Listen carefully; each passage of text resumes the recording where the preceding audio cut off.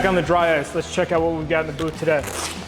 So here we have a 2005 BMW X5. Gentleman brought this in, it has about 17,000 original miles on it. It's been full service records by a local shop here in Charlotte. Gentleman's getting ready to take it to market. We're doing a full underbody detail with dry ice on this thing, making it look better than the day that it was brand new. This specific owner decided to spend a little bit extra time and money on his X5 before he took it to market, for the simple fact that, well, a vehicle that's been better maintained with service records, that has been fully detailed by dry ice, usually has a better chance of bringing a higher sale price. This X5 has a full stainless Dynon exhaust, and it sounds absolutely immaculate. And I'd love to show you guys what it sounds like, but I don't have the keys because I let the owner take off with the keys in his pocket.